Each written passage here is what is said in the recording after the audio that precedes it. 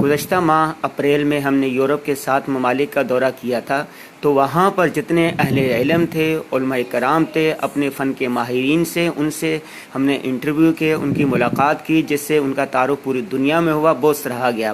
اب ہم ہیں متحدہ عرب امارات کے دورے پر، اور آج ہم پہنچے ہیں شارجہ میں ہیں۔ اس وقت شارجہ میں ہمارے دوست، ہمارے ساتھی اور ہمارے پیارے دوست، یہاں پر ہمارے چاہنے والے موجود ہیں، اور تقریباً 12-13 سال سے وہ یہاں پر مقیم ہیں، اور یہاں پر ایک مسجد کے امام خطیب ہیں، اہل علم ہیں، مفتی ہیں، عالم ہیں۔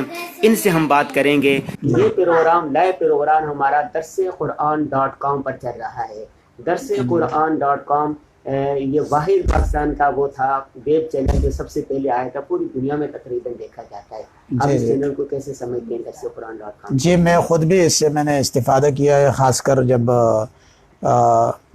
اسلم شیخ پوری صاحب جب حیات تھے تو ان کے دروس سے کافی فائدہ اٹھایا۔ ابھی بھی جب وقت ملتا ہے تو کبھی مفتی تقی صاحب کا بیان سن لیتے ہیں، شیخ الاسلام صاحب کا، اور کبھی دیگر علماء کا۔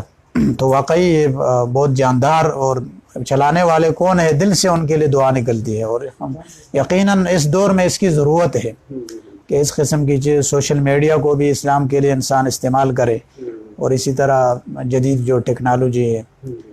تو یہ بہت اچھی ویب سائٹ ہے، خود میں نے وزٹ کیا ہے۔